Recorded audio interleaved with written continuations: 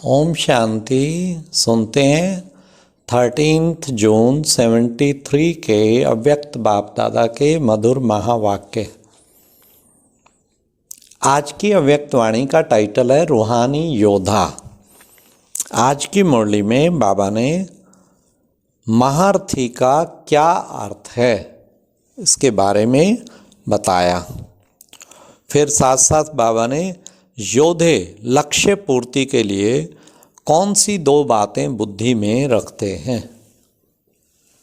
साथ साथ बाबा ने संपूर्ण स्वतंत्रता की क्या निशानी है और नामधारी ब्राह्मण किसे कहेंगे और ब्राह्मणपन का पहला लक्षण कौन सा है। अब तो सुनते हैं 13 जून 73 रूहानी योद्धा, सर्वबंधन मुक्त, त्रिकालदर्शी, सर्वशक्तिवान, विश्व कल्याणकारी, श्रेष्ठ कर्म सिखाने वाले और श्रेष्ठ जीवन वाले बाबा बोले, अपने को रूहानी सेना के महारथी समझते हो। सेना के महारथी किसको कहा जाता है, उनके लक्षण क्या होते हैं। महारथी अर्थात इस रथ पर सवार अपने को रथी समझें। मुख्य बात कि अपने को रथी समझकर इस रथ को चलाने वाले अपने को अनुभव करते हो। अगर युद्ध के मैदान में कोई महारथी अपने रथ अर्थात सवारी के वश हो जाए तो क्या वह महारथी विजयी बन सकता है या और ही अपनी सेना के विजयी रूप बनने की बजाय विघन रूप बन जाएगा, हलचल मचाने के निमित्त बन जाएगा। तो जो भी यहाँ इस रूहानी सेना के योद्धा हो, क्या वही इस रथ के रथी बने हों।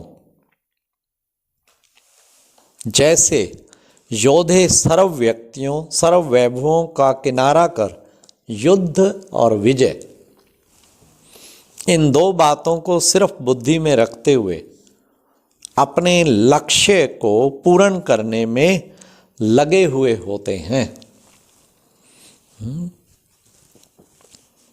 कहीं भी रहो लेकिन सदैव यह स्मृति रहे कि हम युद्ध के मैदान पर उपस्थित हुए योद्धे हैं।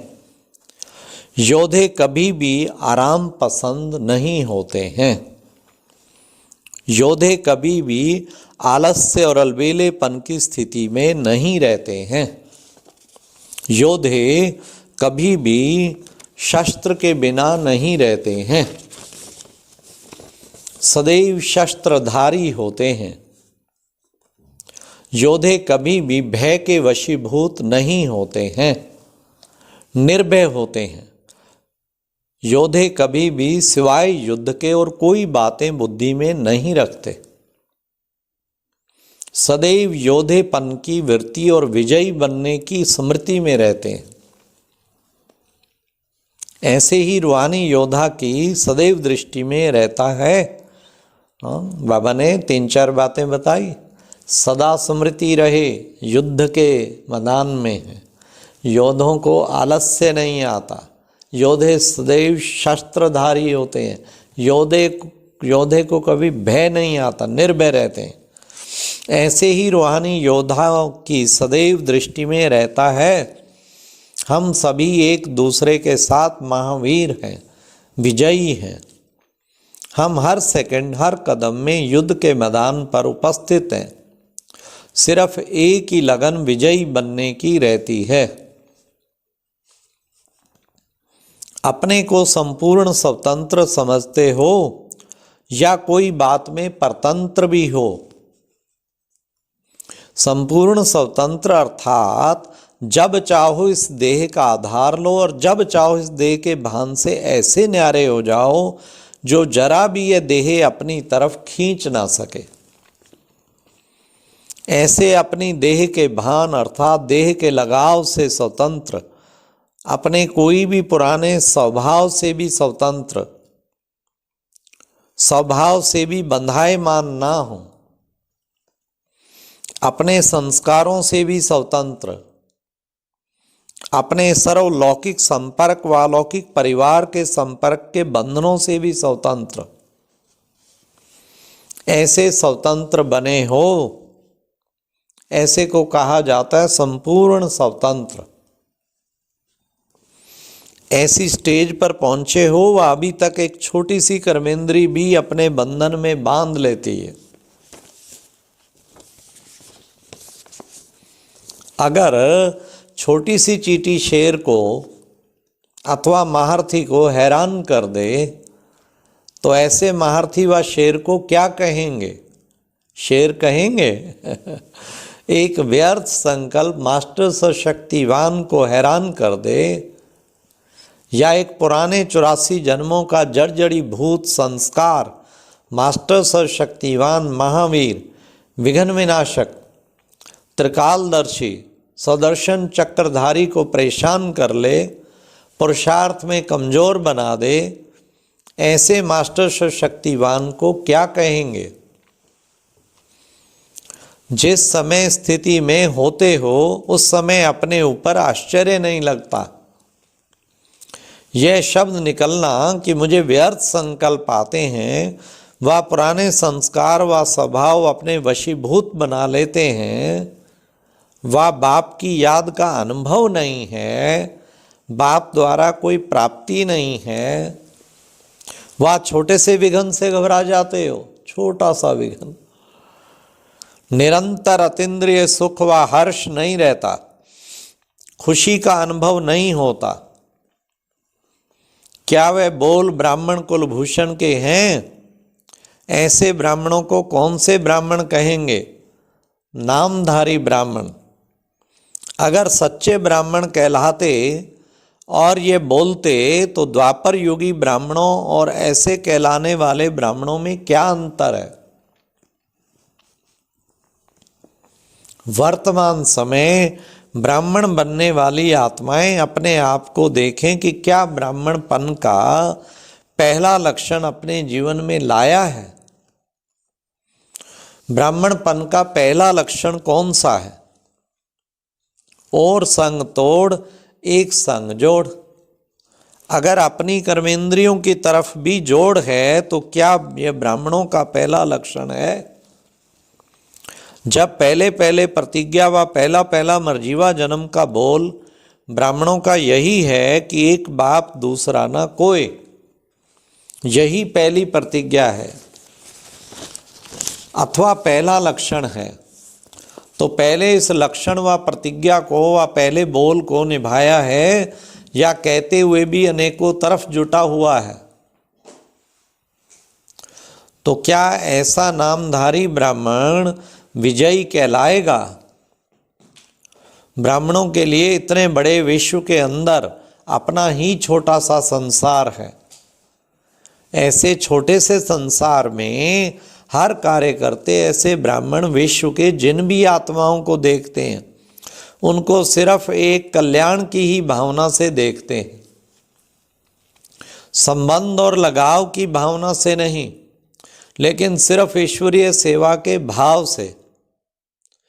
पांच तत्वों को देखते हुए, प्रकृति को देखते हुए प्रकृति के वश नहीं होंगे, लेकिन प्रकृति को भी सतो प्रधान बनाने के कर्तव्य में स्थित होंगे।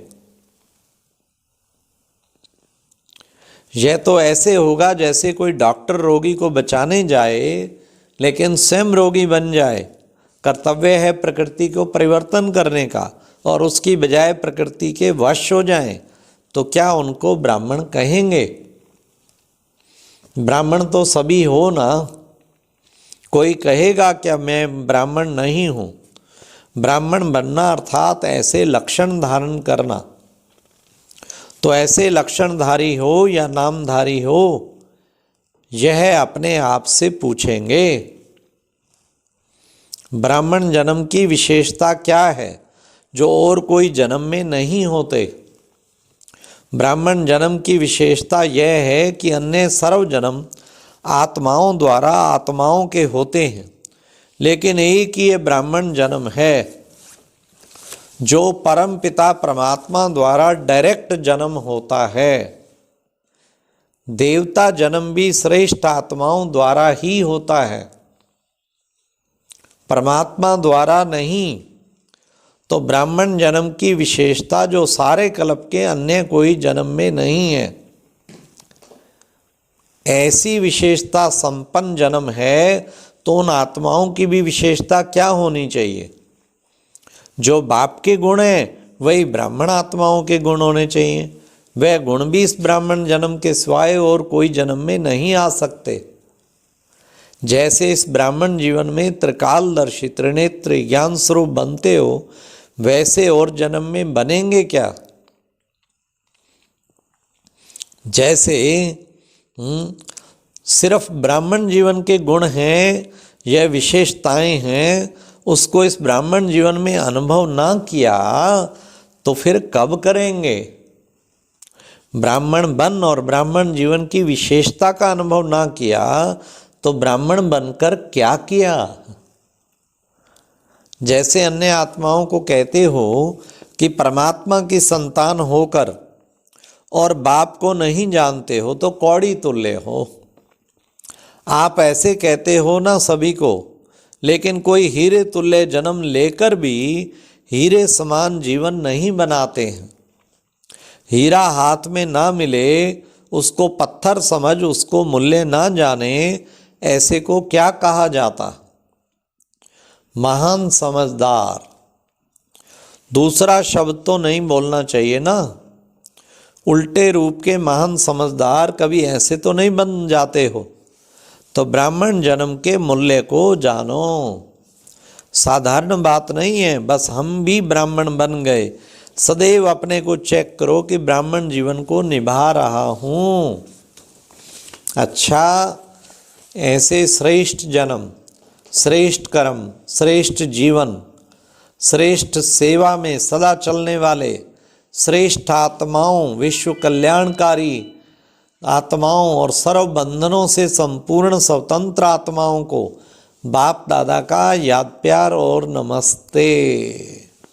तो आज की मुरली में बाबा ने युद्ध और विजय सदा याद रहे, हम रूहानी योद्धा हैं और युद्ध के मैदान में उपस्थित हैं और कभी आलस्य ना आए। अच्छा, ओम शांति, ओम शांति।